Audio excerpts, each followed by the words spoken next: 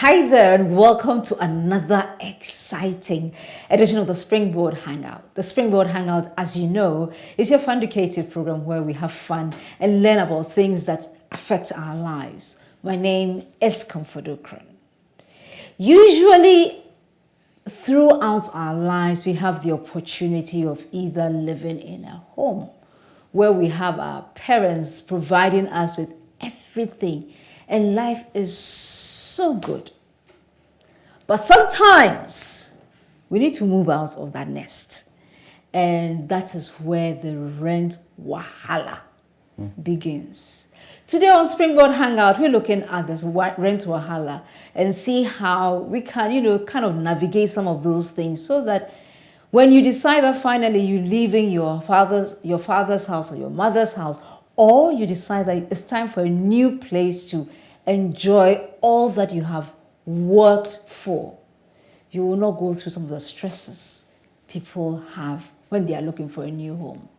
I have in the guest in the studio today, Daniel Hammond. Daniel has been in the rent space, or let me say the land valuation space, the ecosystem that looks at all the housing issues and finding accommodation and taking care of office rental and all that kind of stuff for quite a while. And therefore, today we've got a guru in studio to help us understand all the nitty-gritties we have to work with. So if you are there and you're looking for a house to rent, this is a place you must be listening.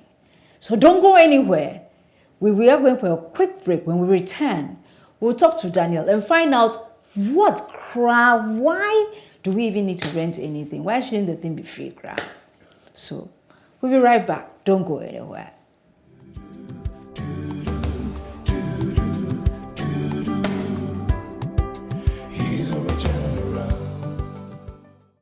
This April on Springboard, your virtual university, it's the Dawn's Conclave with your regular host, Reverend Albert Okran. It's an unprecedented collaboration between your virtual university and 5 leading universities. Up next on Sunday, 23rd April, Professor Elvis Asari Bediako. When you're focused and you want to achieve something, nothing can distract you.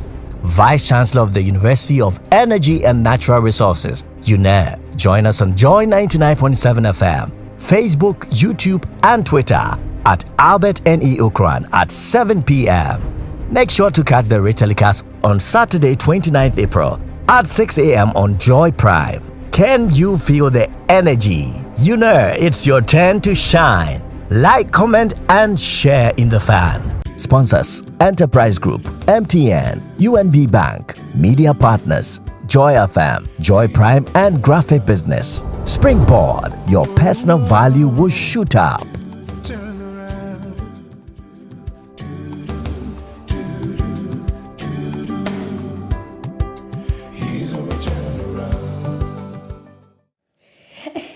Welcome back to the studios of the Springboard Hangouts. Because I made a controversial statement when I was going out, Daniel is not having it. I said, why can't the thing be free? And he's so welcome back to the studios. We are talking about the rent wahala today, and we have Daniel. Daniel Hammond has been in the industry for the past 12 years. He started in the KNUST as a land economist, in fact, a surveyor as well as a land economist, and he built his own firm, and now he is with Brawl Ghana Limited. Daniel, most welcome to the Springboard Studios. Thank you, madam. Thank you very much. It's good to have you here. So we're talking about rent today. Why can't we just have the buildings for free? Like I said earlier, during the break, it's not possible. Why? Because it costs to build, and no one who has invested in property will want it to go out for free. And I don't know which analysis can support that kind of statement that rental should be free. It's not possible. But God gave us the air for free. God gave us the sun that we even went to do is free. The ingredients that we use for the cement, everything is free. Why is it so challenging to just get somewhere to put your head to rest? Okay. From unless you are living in a village, and probably you can get a land for free. Okay.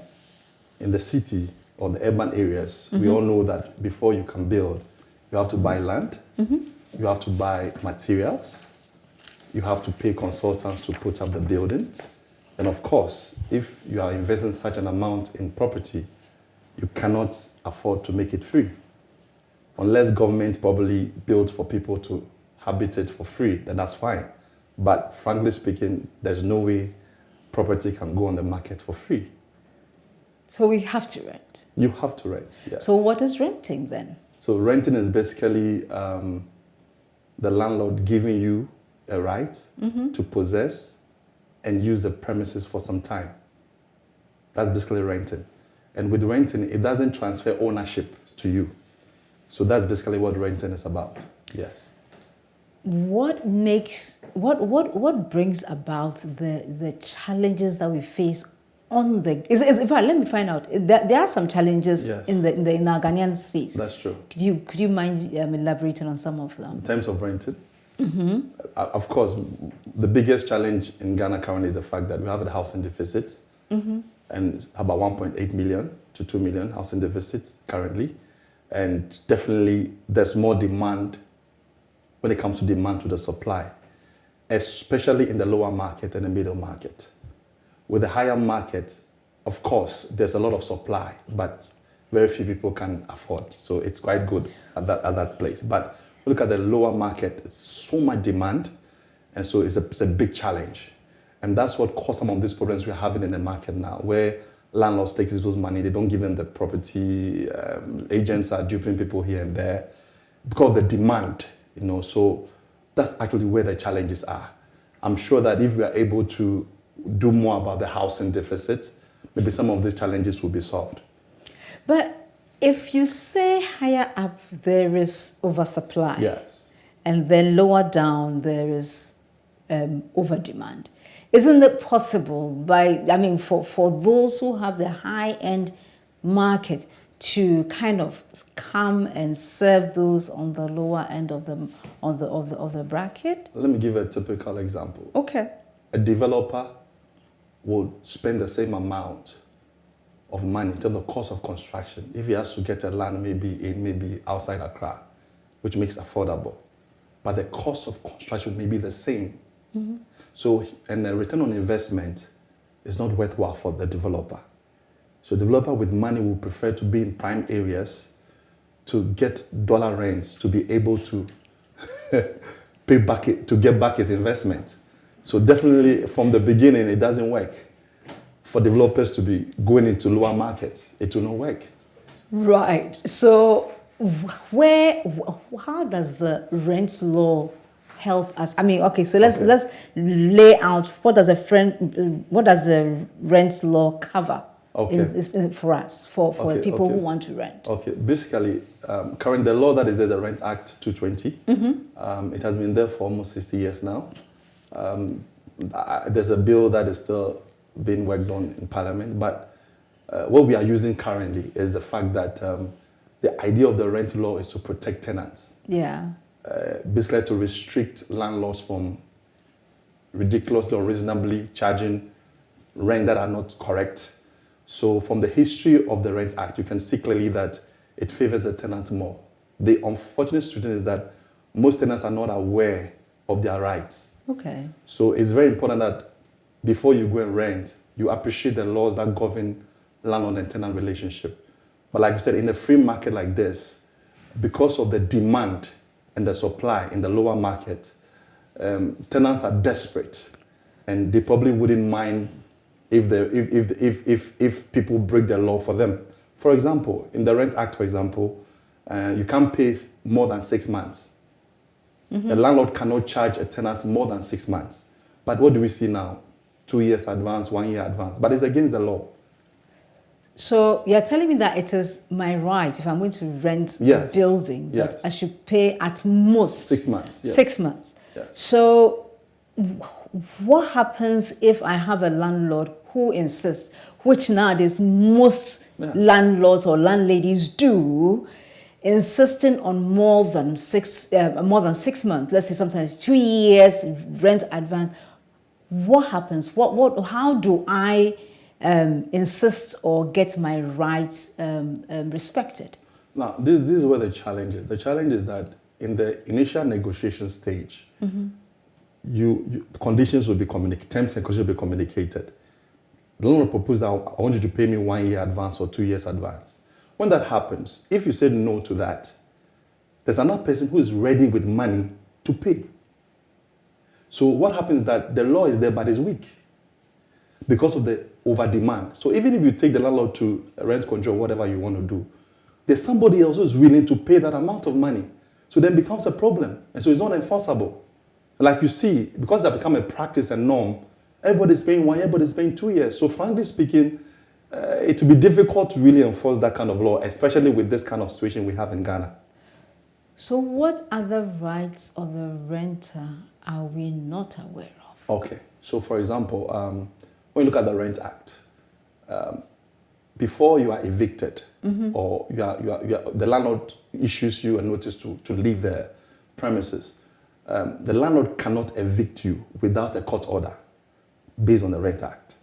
So a landlord cannot forcefully enter your property, remove your bags outside, and then lock the door. It's not possible based on the law.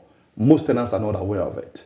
When you are in your property, and let's say that your tenancy expires, by law, you have a statutory tenants, where the law protects you to stay in the property for as long as you can, but you pay monthly rent until you get another premises to rent.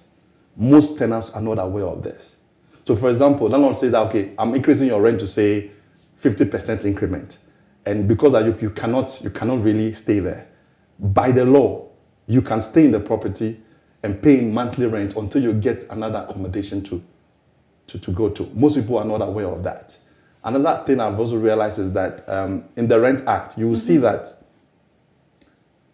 there must be an assessment of the rent officer of the new rent that you are charging a tenant. If the tenant feels that what you are charging me is not correct, the tenant can go to rent control and ask for an officer to come and assess the rent.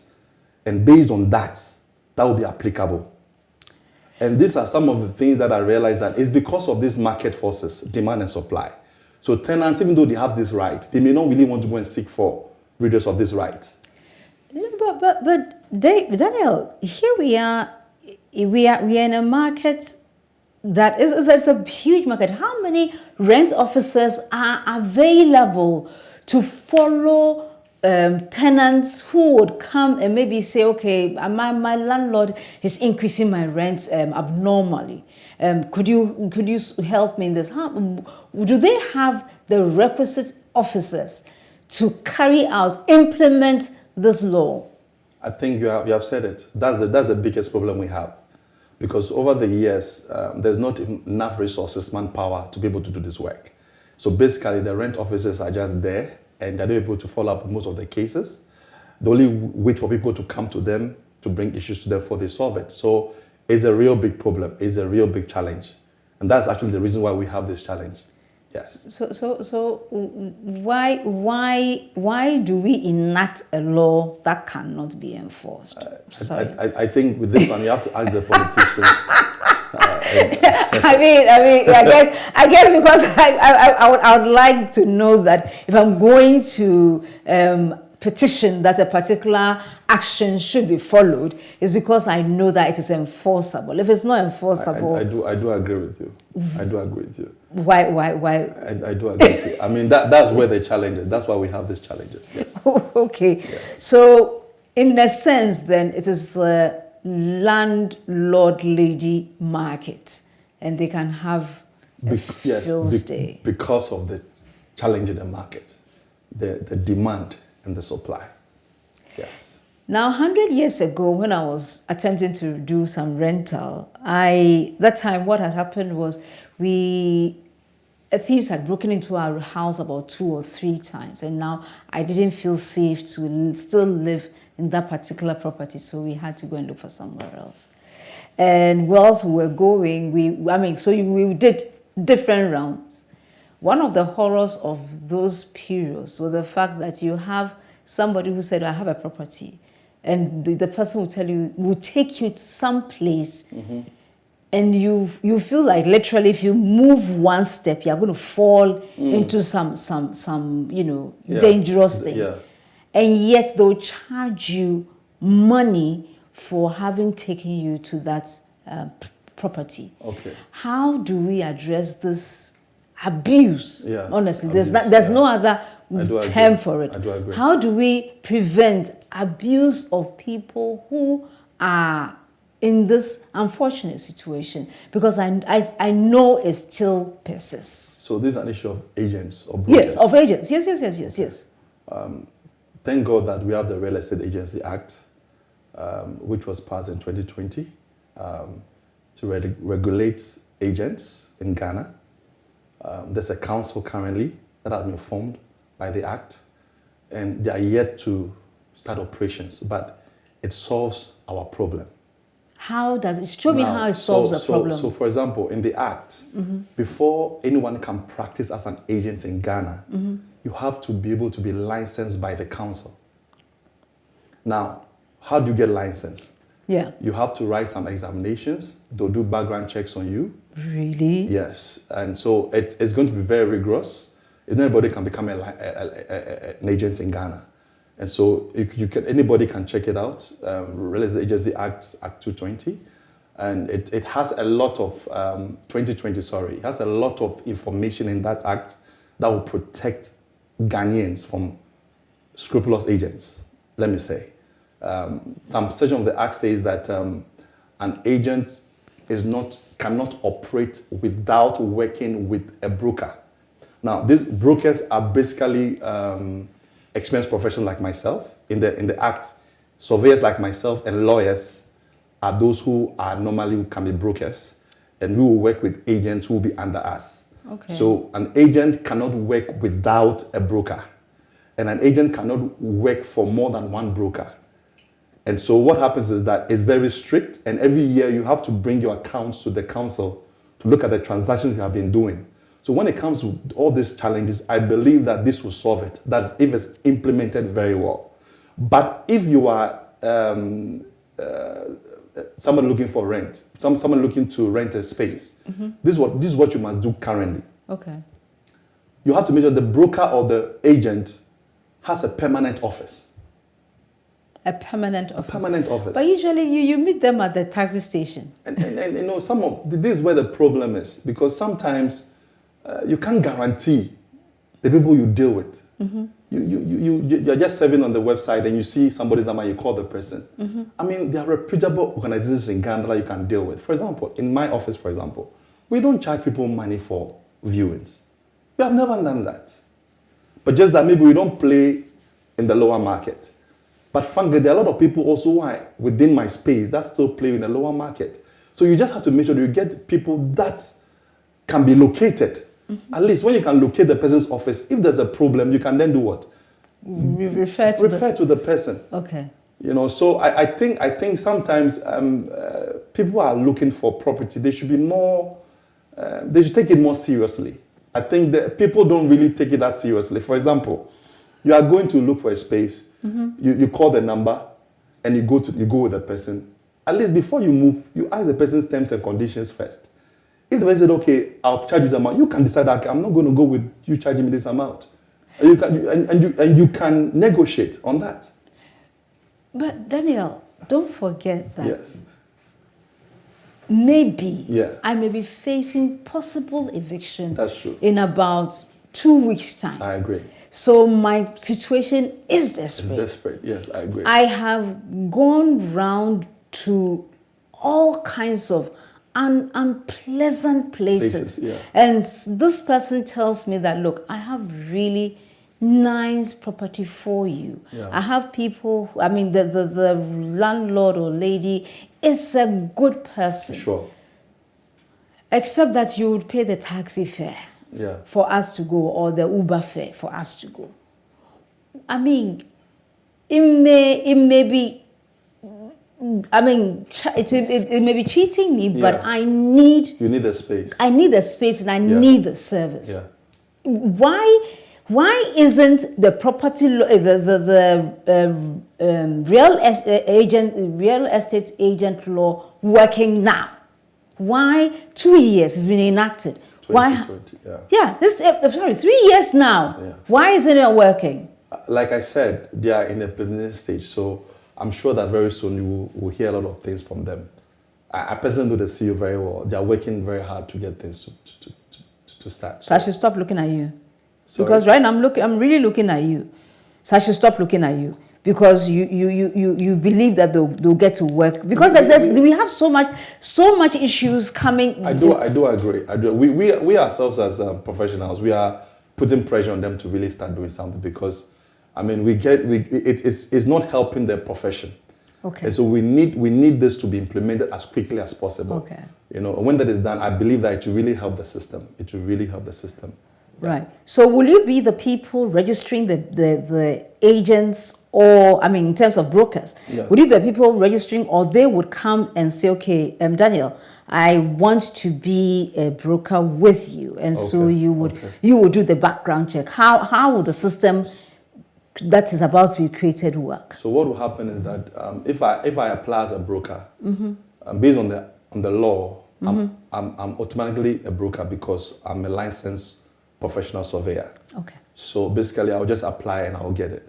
But if an agent wants to become an agent in Ghana, you have to probably write exams.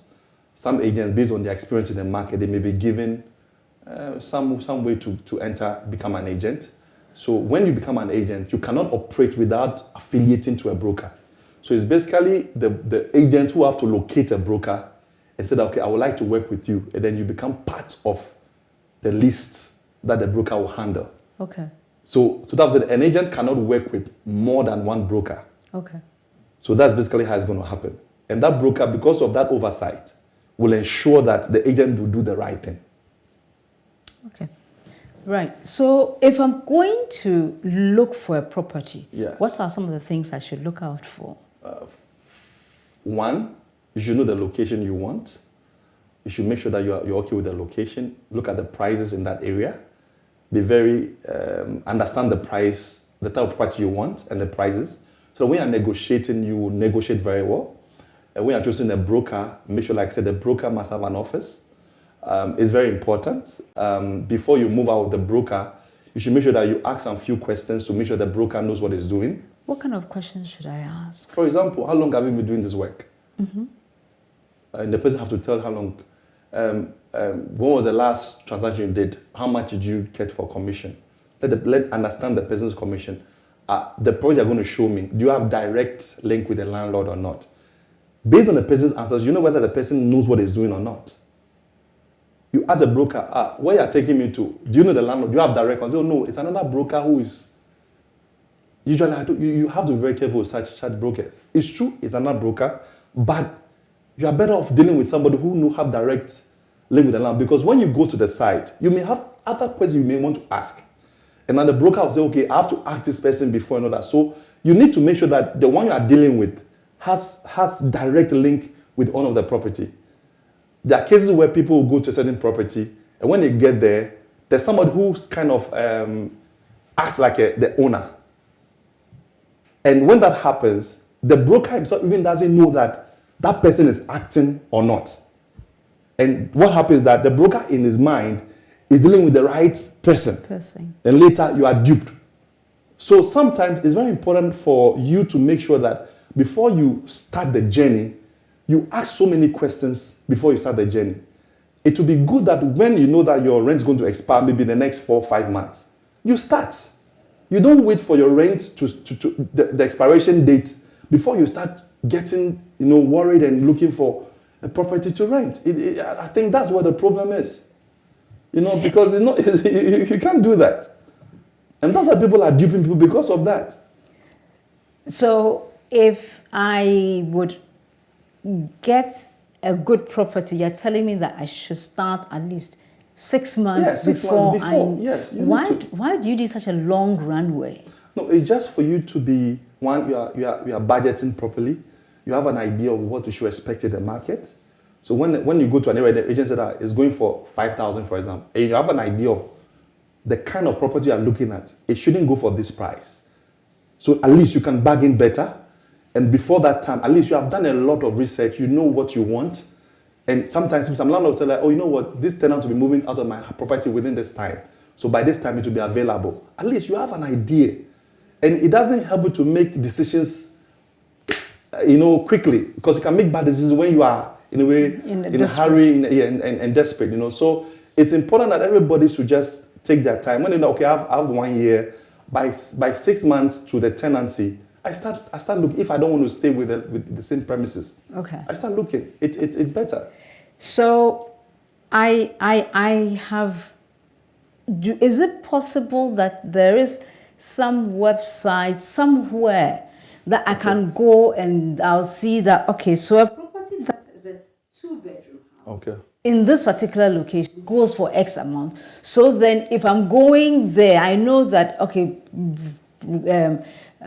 properties are in this particular area go for this amount. This amount. Is there anywhere that somebody or some has put anything like that I can use as a guidepost for me going to rent a property? For your audience, I don't know, but for us, we have my website, Bro's website. That's brogana.com. You can see our listings on that website. But if you want to go to probably Mikasa, Mikasa is a very good website. It's also it's really good. You can get a lot of property listed on that website. I know there are other websites, but I'm not usually familiar with other websites apart from these two websites. Why would you be? Why would you like to give your competition mark? But you see, in this case, it's because you're looking at the listings. Yeah. But I'm looking for, let's say, a spreadsheet. Okay. Do you get me? A spreadsheet that just says that, okay, if you go here, you will find this. I mean, this is how much, if you're going to Kwaswa, relative rates. If you are going to you normally wouldn't get it. So what I can advise you do, basically, is help us. You go on a website. I'll mention the website. Just Google whatever. And then when you go to the website, you see the names there. What you need to do is that you ask the agent, where are you familiar with in terms of your transactions? Okay. Then when they tell you that, maybe I do more in Medina or Adenta, then you can ask, you know what, you're not yet ready to rent yet, but you're asking, I'm looking for a 2-bedroom house. What do you have anything available? You give a lot of information. You just take note of the information. That's all you need to do. You call another one. You give a lot of information. You put it down. So you call 3 or 4 agents. You will definitely, by that time you finish this exercise, you have a fair idea of rentals in certain areas without actually going ahead and engaging the agent to go and look for a property for you. Why won't that information be somewhere? I mean, that's my... But like that's what I'm saying. That if you come to me, for example, bro. Yeah. That one, we can give you the information directly. It shouldn't be a problem. You know, the way you're selling bro tonight, we have to come. We have to come and get some. We have to come and get some sponsorship for the program, for tonight's program, no because problem. bro, you've taken too much of our airtime. So right, I have gone to the website. I have found. I have called the 4 or 5 agents and I found out relative prices. Yeah. What are some of the things that I should look out for in a particular property that I'm interested in? Let's say I want my 2-bedroom house or 2-bedroom apartment. Okay. What are some of the things that I need to look out for if I'm going to get into a particular place to rent? Okay, so when you see it on the website, you need to inspect it first. Okay. You definitely have to make sure that what you see is what you're going to get. So you do the inspection. When you do the inspection, you make sure that you really check whether the facilities that are there is what you're really looking for. Make sure that everything works in the facility before you negotiate any rental. I should make sure everything is working in the facility. For example, you want to check the washrooms, check the lights, make sure that everything is working. You mean put on the lights? Yeah, put on the lights just to be sure. If it's a compound house, for example, most of those who are targeting low income, is a compound house. You need to probably talk to the neighbors, ask about the property, how they fare in the property, how is the landlord like, you can do it. I know not people shouldn't see you doing that, but at least you can just do that on the side with some of the neighbors. They'll give you a lot of filler if you'll be surprised on that. And after that, you should make sure that you are very much aware that truly the one you're transacting with is the owner of the property. Because sometimes that person may not be the owner of the property. And how do you do? You have to ask questions. Okay. And make sure how do you find that out? Usually, if the price is a compound house, it's easy to find out with other tenants involved. But if it's like, say, it's a standalone property, Yeah. You need to ask for further information from the landlord. Maybe documents. Do you have papers to this property? He must finish with the papers. You must examine it. Maybe you should give you his maybe his IDs to make sure that it checks with what's on the document. For us, we go further to sometimes check with Lands Commission whether the person really owns the property. Okay. And that is very, very important. Okay. Because of the money involved. But I'm sure those who are paying maybe like 400 cedis or 500 cedis, maybe they will not be able to afford that. But at least you can do a lot of check around. And the agent that is working with you, you need to make sure that the agent does the homework very well. What is the agent supposed to do? Please educate us. Okay, so before an agent says that I have properties to give to you, you should have done a due diligence on the properties. He has direct contact with the owner of the property. Every question that has with the property, he must be able to answer it. So if an agent comes to you and he seems not to be so much aware of himself, it's like even the day he took the property, that was the first time he's even seen the property. You should, it's a red flag for you. Okay. Okay. I mean, you can see like the guy doesn't know much about where he's taking you to. Sometimes they are going with you, they're calling somebody, please, we are coming, where should we pass? I mean, that should be a red flag for you because the person doesn't really know where the property is even. So how will he even have all those information to give you? And don't forget, it's going to charge you an amount of money for showing the property. So he has to work for that. So who pays the agent? Is it me or the landlord? Frankly speaking, on the market, is a lot of abuse going on. Ideally, Yeah. if an agent has a listing and he's representing the landlord should pay him, not the tenant. But in the case where the listing is not with him and you contract him to look for a space for you, then you pay him. I understand. So if it's the landlord or lady who contracted the person that looked for a tenant for me, yes, then it should be the landlady who is paying. To pay, yeah. But if I ask you, yeah. I need a property, then I pay you. You pay me, yes. So what happens if I call and say, do you have a property? In this case, I'm calling, just inquiring. Shouldn't it still be the landlady who has to pay this agent? So, for example, in our company, for example, when you call us for a property, we'll let you know what we have on our books. And we'll let you know that in case you don't like what's on our books, we can also search for you, but you pay us this amount. Fine. So you will decide after everything what you want to do, how you want to go about it. Okay. Yes, with our terms and conditions. Yes. Okay. I because so many times I've come across a situation where after the agent has done the work, I mean they now, after paying my rent for about 2,000 a month, I now have to give the agent 10% of that 1 year or 2 years that I have had to gather. Okay. Hey, people like. I mean, this comes to the fact that the demand and the demand issue. People are desperate, and therefore they'll be taken advantage of. Ideally, agency should be 1 month's rent. Ideally, it's 1 month's rent. But in the market, people are taking 10%. Exactly. So, I mean, for us, we do 1 month's rent. We don't do 10%. 1 month's rent is still a lot too. I mean, if you're doing $5,000, it's a lot of money, man. So one thing I also, when during this unfortunate period when our house had those issues. There was one house where I went and there was watermarks. Luckily, it was Okay. in the rainy season. So you could see it. So you could see the watermark in the house, which told us that if you should rent this Prone to house, flooding. it's prone to flooding. What other unfortunate things must people look out for when they are looking for property to rent? You have to be very cautious of your security. Security. You have to watch whether the property is safe in terms of security. Look at the burglar-proof devices that is being installed in the property. Make sure that the neighborhood is pretty much secured, because sometimes you rent a property and every time there's theft and all that. So it's very important you really look out for security, and also check the water. Check whether the water is running, and make sure that if there's a water bill on it, it has been paid. Make sure it has been paid before you take over the property. Oh, I think it's not just the water, it's also the electricity. Exactly, the electricity. And sometimes you realize that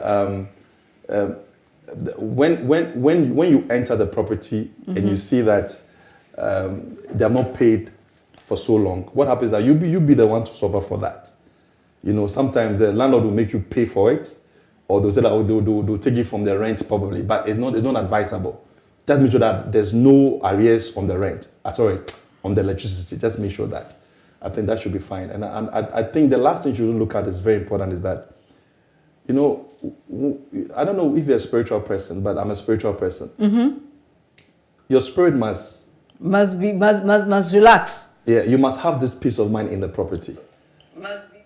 You know, it's very, very important, because if you go to property, your spirit is not too comfortable in your spirit. You pretty much have to find a way to not go ahead with the transaction. Yes, that's what I'll say. I agree with that one. I agree with that. You must look at the place and feel comfortable. Comfortable, yes. In that this is my home, or what? Maybe if it's a business place. Sure. That's your new business place. Daniel, so many people are joining us, and they are really enjoying our discussion. Okay. Emmanuel Darko is saying, "Good evening, Comfort. Continue the good work, and God bless you." And Theophilus also says that, he just wrote what you said in terms of saying, start searching for a property to rent 6 months prior to the tenancy agreement tenure. And also talks about inspect the property, make sure everything is working in the facility, make sure you are transacting with the owner of the property. So let's say, unfortunately, I checked the things and I realized some things were not working. Yes. So I drew the property owner's attention to them.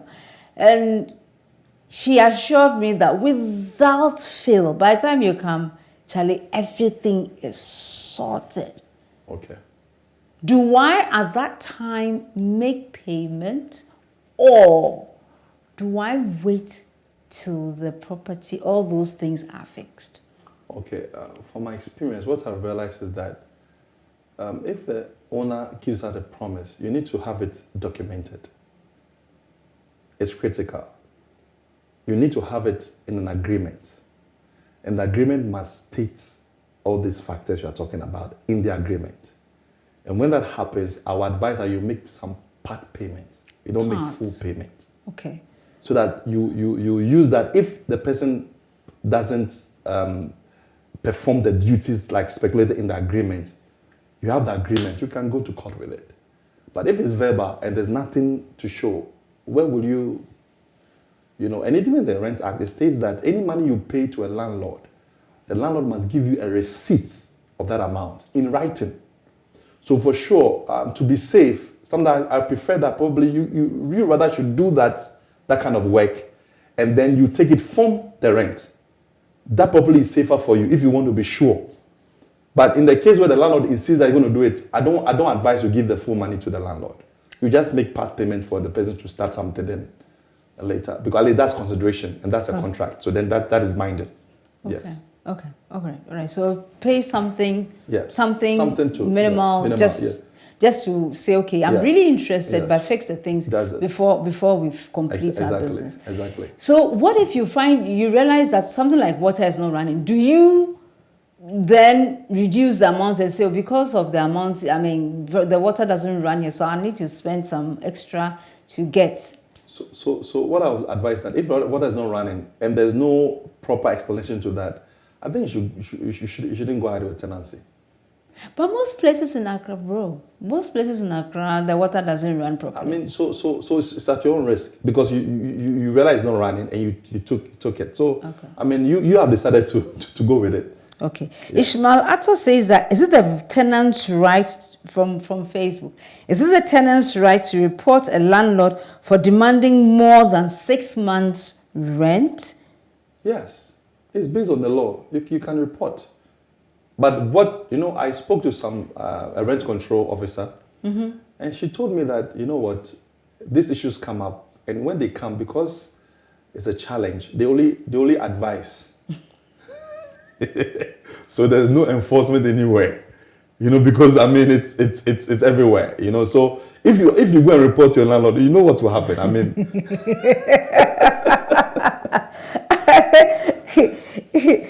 Okay, so I mean this is kind of the last question that I would like to engage in. Let's look at payments.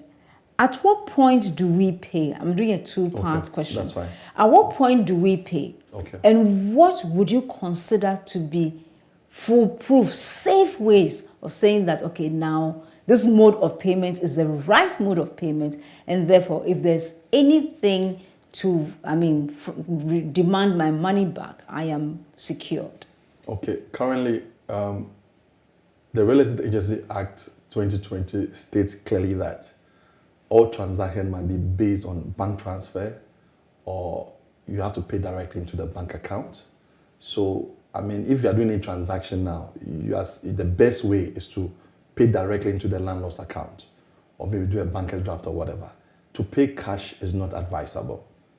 It's something that I will not advise. But if the landlord insists he wants cash, you can do Momo. At least you can trace the payment. But our advice, always use the bank account. Pay into the person's bank account. I would advise, pay it into the person's bank account, because then it can be traced, it can be verified. Yes. And therefore, if you want your funds back for any reason whatsoever, it's possible that you may, the reason it is you will get it back, it's possible that you may get your. Yeah. Wow. Yeah. I'll come back to you for some practical tips. But right now, let's go to they're going to ask me a question. Who is asking the question today? Let's go to the Ask Comfort segment. Hi there. Welcome to the Ask Comfort segment. Sichope Ajiman from Esikuma is asking, what makes an individual or employee versatile?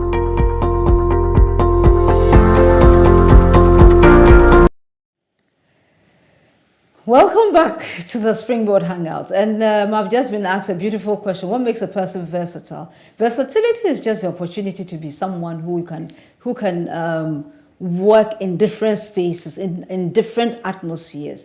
And based on how well the person performs in that new environment, he or she can be said to be versatile.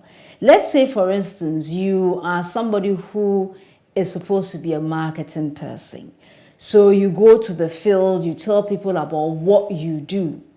But then, interestingly, you go to this particular organization to talk about the things that your organization does. And you find out, whilst you are making your presentation, that your projector has an issue. If by some miracle you know how to solve it, so that you don't need to bring somebody from the IT department to help you do it, then you are versatile, because then you face the challenge in another space and you are able to solve it. So versatility is one,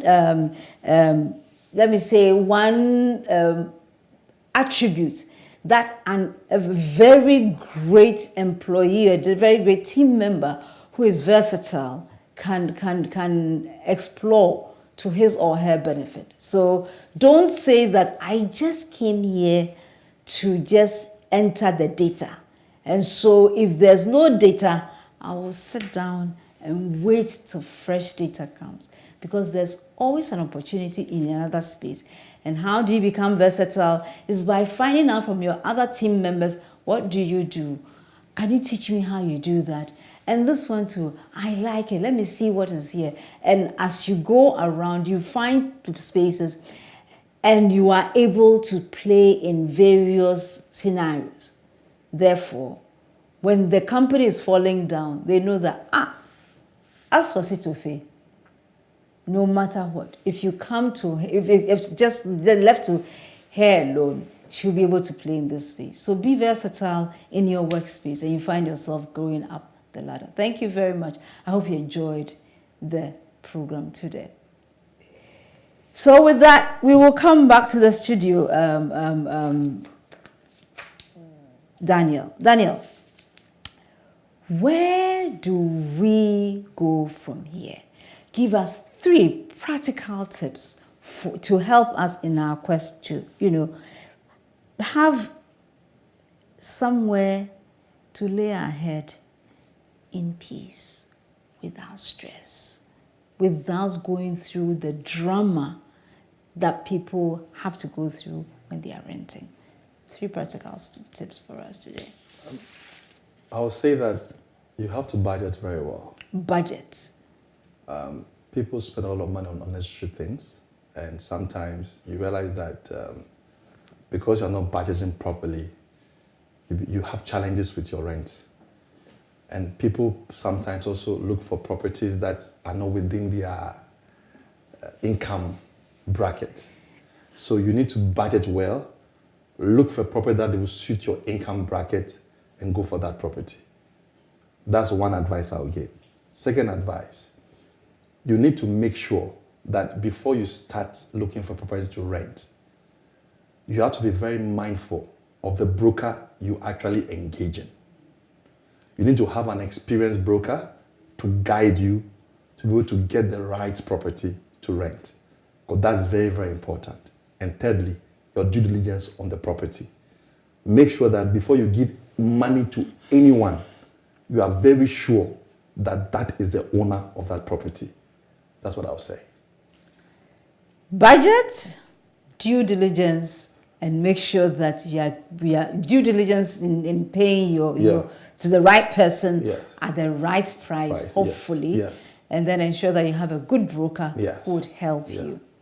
Daniel Hammond, you have been so helpful tonight. Thank you, and I madam. really want to say thank you for coming by to help us with this rent wahala, because the thing is beating us. Thank you so much. Thank you too. And I hope you've also enjoyed yourself today, where we've looked at the properties, the rent wahala in Accra, or actually in Ghana, and how we can support our quest to have somewhere really cool to live, especially if this is the first time we are going to look for somewhere to rent.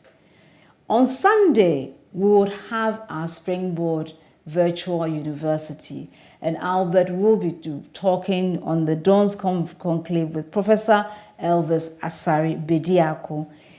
He will share what he believes are the key ingredients about having a first-class education in Ghana. It's going to be on Joy FM at 7 p.m. And most importantly, it will be on Facebook as well. So please make a date with us. This broadcast will be repeated on ETV at 5 p.m. on Sunday as well. So make sure you do watch it. So until we come your way again, and know that you are such a lovely person. You are blessed. You are loved. And most importantly, you have a gift that you need to keep giving to the world. God bless you. Love you. Enjoy a beautiful week. Bye.